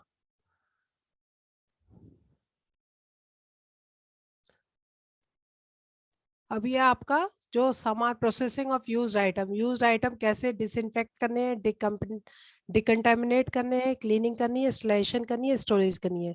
तो सबसे पहले उसको डिकंटामिनेट करना है, उसके लिए हाइपोक्लोरिक सॉल्यूशन में डालेंगे, फिर वो साफ करेंगे, फिर स्टरलाइज होगा, फिर स्टोर होगा, नेक्स्ट यूज के लिए तैयार होगा। नेक्स्ट, नील, नील नेक्स्ट स्लाइड बताओ। हाँ, मैम कर फिर दिया। 0.5% क्लोरीन सॉल्यूशन कैसे तैयार होता है। 0.5% क्लोरीन सॉल्यूशन तैयार करने के लिए 1 लीटर पानी में आपको बनाने के लिए 15 ग्राम ब्लीचिंग पाउडर चाहिए। तो पहले 15 ग्राम ब्लीचिंग पाउडर का पेस्ट बना लेते हैं पानी में घोल के एक बाउल में, फिर उसको 1 लीटर पानी में डालेंगे, ठीक है।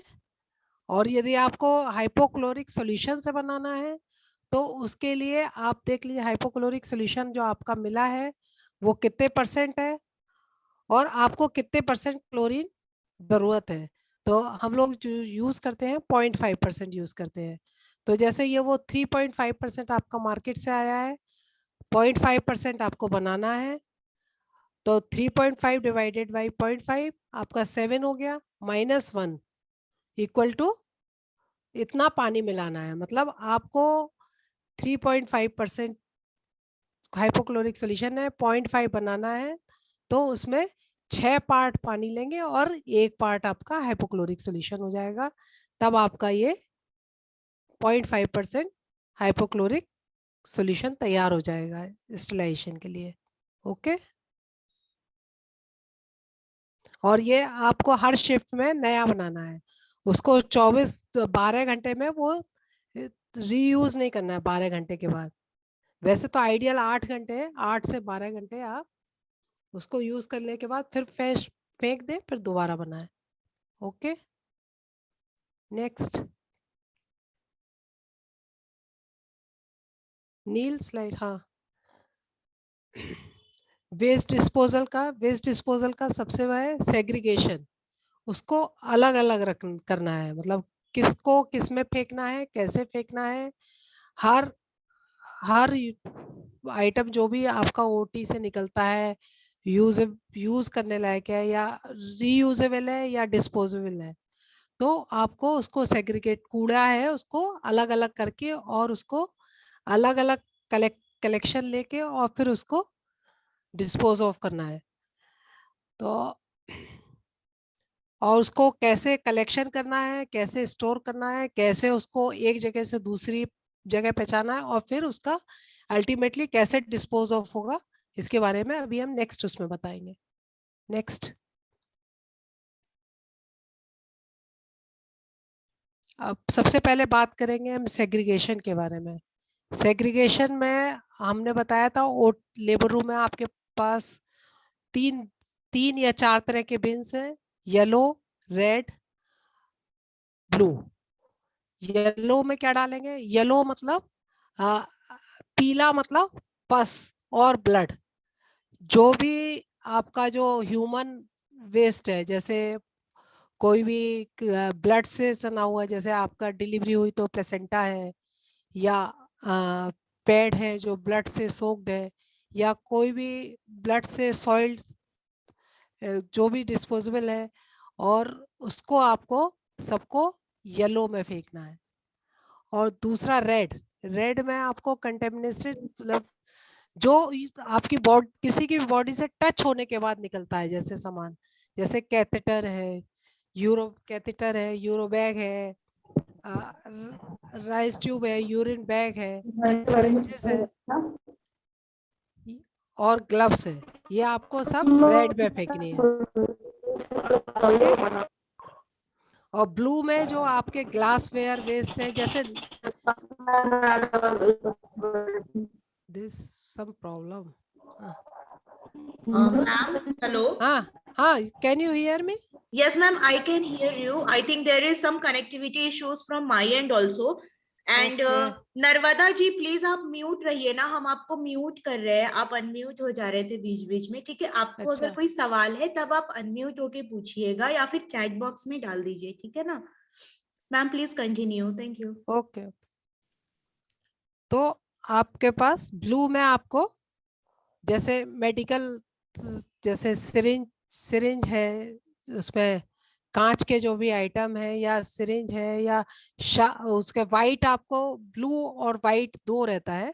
वाइट में आपको मेटल के शार्प डालने हैं, जैसे स्कैल्पेल का नाइफ है, नाइफ का मतलब वो ब्लेड है, और आपका निडल है, या फिर ये सब आपको वाइट में डालनी है। लेकिन वाइट वाला जो आपका होना चाहिए पंक्चर फ्री होना चाहिए, तो आप उसके लिए एक बॉक्स रख सकते हैं, तो उस बॉक्स में आप सारे मेटल्स के ये शार्प ऑब्जेक्ट उसमें डाल दें और फिर उसको बाद में बंद में ही डिस्पोज ऑफ करें। ओके। और क्या है, और फिर जो डिस्पोजल है, तो जो इनका जो ब्लड और जो पस और जो सब येलो वाले बैग में जाएंगे वो इंसिनरेशन के लिए जाएंगे। तो वो सभी हॉस्पिटल्स में वो मेडिकल वेस्ट वाले आते हैं, बायोमेडिकल वेस्ट वाले, वो उसको येलो बॉक्स, येलो उसमें थैले में ले जाते हैं और उसको इंसिनरेट करते हैं। रेड वाला जो है वो भी या तो रिसाइकलिंग के लिए जाता है या कुछ जाता है, ये भी हॉस्पिटल से मेडिकल वेस्ट वाले ले जाते हैं। और रेड वाइट तो है, तो उसको मतलब प्रॉपर आपको ट्रांसपोर्ट में ध्यान रखना चाहिए कि वो किसी के ट्रॉमा ना हो, उससे चोट ना लगे। नेक्स्ट,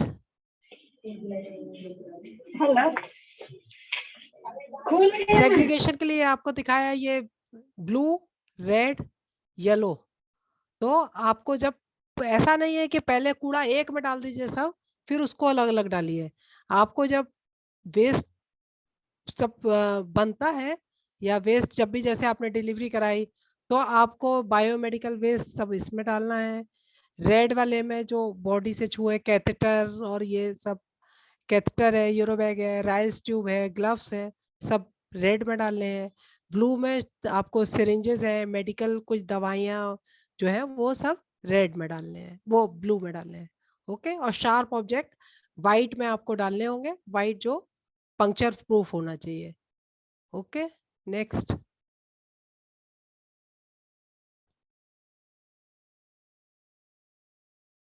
अब ये यही दिखाया कि आपको सारे वेस्ट एक में न डाल के segregate waste in correct liner for suitable treatment, जिससे कि वो सही से डिस्पोज ऑफ हो सके। ऐसा नहीं है कि सारा एक में मिला दीजिए फिर उसको अलग अलग फेंकिए, अलग अलग अलग जहाँ पे जो जो डालना है। जैसे येलो में आपको ये डालना है, प्लेसेंटा है, रेड ब्लड का ब्लड है, ब्लड बच गया है या उससे रिएक्शन हो गया, आपको फेंकना है। ये पैड है, या फिर आपका ये वो है प्लास्टर है, और ये पैड्स है, और ये कॉटन स्वाब वगैरह जो भी ब्लड से लगे हुए हैं, या पस पस है, या आपका पैथोलॉजी लैब है उसमें यदि ब्लड बच गया है, सिरिंजेस विरिंजेस, तो वो सब येलो में जाना है। ओके। और रेड में ये आपके ग्लव्स है, कैथेटर है, ये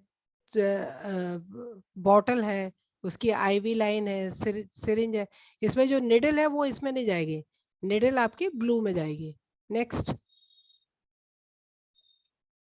ये देखिए इसमें ब्लू में ये आपका जा रहा है, बॉटल है, या फिर आपकी ये निडल है, और शार्प ऑब्जेक्ट नाइफ, ब्लेड है, ये सब। लेकिन ब्लू हमेशा, ब्लू और ये वाइट जो है मेटल, ये वाइट अलग, कहीं दोनों एक में कर देते हैं, लेकिन ये ख्याल करना है कि हमेशा जो शार्प ऑब्जेक्ट्स है वो पंक्चर प्रूफ एक मेटल का आपको बॉक्स बना के रखना चाहिए, जिसमें कि पंक्चर प्रूफ कंटेनर में उसको डाल सके। ओके। नेक्स्ट,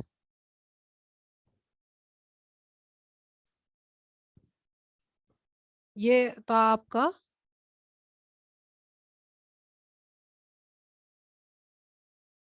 ये तो है, और हैजार्डस वेस्ट के लिए है, आपका पेस्टिसाइड है, CFL है, बल्ब है, लिथियम एल्कलाइन बैटरी है, ये सब इसमें ब्लैक में डालना है।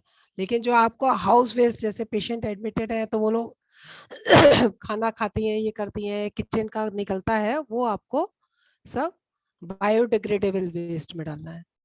ये ग्रीन कलर का होता है जो हाउस वेस्ट हम लोग घर में रखते हैं, गीला और सूखा। तो गीला वाला जो हाउस वेस्ट होता है वो बायोडिग्रेडेबल वेस्ट में डालना है। Okay. Next,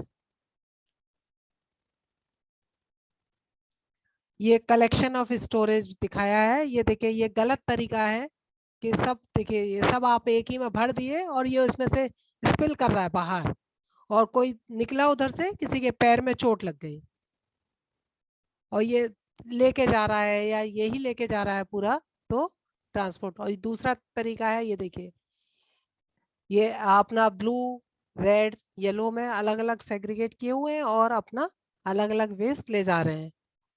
next, this is the correct manner. ये देखिए, एक ये ट्रांसपोर्ट का, ये बायोडिग्रेडेबल वेस्ट या ब्लू, देखिए सिरिंज विरिंज ले जा रहे हैं, आधा गिराते हुए जा रहे हैं और उसको बैग में भर के ले जा रहे हैं। और ये करेक्ट तरीका है, प्लास्टिक के कंटेनर में, और उसमें आप लोग plastic yellow red blue plastics मिलती हैं, तो उनको लगा के और उससे डिस्पोज ऑफ करें। Okay, next. मरकरी तो आजकल यूज ही नहीं होती है, वैसे वो प्लास्टिक जिपर में मरकरी के सामान फेंकते हैं, जैसे थर्मामीटर और ये बीपी इंस्ट्रूमेंट का वो जो रहता है, लेकिन now we don't use mercury instrument. Okay, next. Next, इसको बताने से कोई फायदा नहीं है क्योंकि mercury we are not using. हाँ, ब्लड स्पिल हो गया तो उसको आप कैसे मैनेज करेंगे? जैसे आप कुछ कर रहे हैं, नीचे फर्श पे ब्लड गिर गया, नेक्स्ट। हाँ, एक ये स्मॉल स्पिल, तो उसको कैसे साफ करेंगे? तो पहले उसके ऊपर एब्जॉर्बेंट पेपर डाल देंगे, फिर इसको जो एब्जॉर्ब कर लिया इसको बायोमेडिकल वेस्ट वाले बिन में डालेंगे, और फिर यहाँ पे एक डिसइंफेक्टेंट डाल के 0.5% हाइपोक्लोरिक सॉल्यूशन से साफ होना चाहिए, और फिर उसके बाद आपने साबुन या उससे साफ कर दिया, थर्ड उसमें। नेक्स्ट, लार्ज स्पिल हो गया, लार्ज स्पिल में भी यही है, एब्जॉर्बेंट लार्ज स्पिल हो गया, एब्जॉर्बेंट पेपर पहले डाल दिया उसके ऊपर से, फिर एब्जॉर्बेंट पेपर को सबको हटा के येलो बिन में डाल दिया, और उसके बाद हाइपोक्लोरिक सॉल्यूशन से बना के 0.5% वहाँ पे पूरा एरिया क्लीन करा दिया, फिर उसके बाद आपने सोप एंड वाटर से क्लीन करा दिया। Okay, next. अब पोस्ट एक्सपोजर प्रोफाइलैक्सिस क्या होती है? Post wash the exposure side with soap and water immediately. जैसे आपने कोई काम कर रहे हो, आपको गलती से निडल प्रिक हो जाती है, निडल प्रिक हो जाती है, तो एक तो वहाँ पे कोई केमिकल क्लींजर आपको कुछ तुरंत नहीं यूज़ करना है, उसको आपको सोप एंड वाटर से साफ करना है, और फिर उसको स्क्वीज नहीं करना है, और फिर आपको आपके हॉस्पिटल में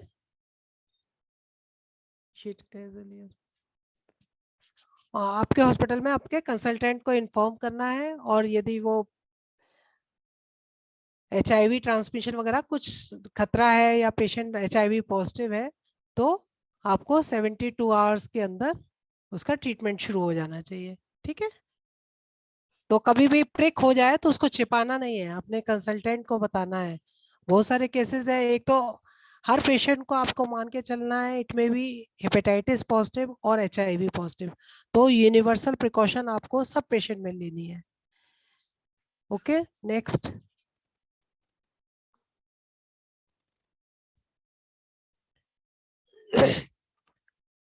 ओटी लेबर रूम से आपको स्वाब लेने हैं, वीकली ओटी से लेना है, लेबर रूम से मंथली लेना है, स्वाब कल्चर के लिए भेजना है मंथ में एक बार, और आपको ओटी को वीकली फ्यूमिगेट करना है, और फ्यूमिगेशन और स्वाब कल्चर रजिस्टर आपको मेंटेन करना है। नेक्स्ट, अब how to prevent covid infection, तो वही चीजें हैं, हैंड वॉश करिए सोप एंड वाटर से, अवॉइड टचिंग आईज, मतलब अपना आपने मास्क पहन लिया है और सब कर लिया है, लेकिन आपको अपनी आंख नाक मुंह से नहीं छूना है। मतलब दो चीज है कोविड से बचने के लिए, एक तो आपको रेस्पिरेटरी हाइजीन मेंटेन करना है और हैंड हाइजीन मेंटेन करना है, दो चीज सबसे इंपॉर्टेंट। रेस्पिरेटरी हाइजीन कैसे मेंटेन करेंगे? अपनी मुंह को नाक को कवर रखिए, और दूसरा है जैसे कहते हैं ना कफ स्नीज आए तो उसको आपकी फ्लेक्स एल्बो से ऊपर की तरफ कर लेना है। मतलब मेन चीज आपको मुंह नाक को कवर रखना है और हाथ को बराबर वॉश करना है और डिस्टेंस मेंटेन करनी है 2 मीटर की। 2 मीटर मतलब 6 फीट कम से कम। Okay, next.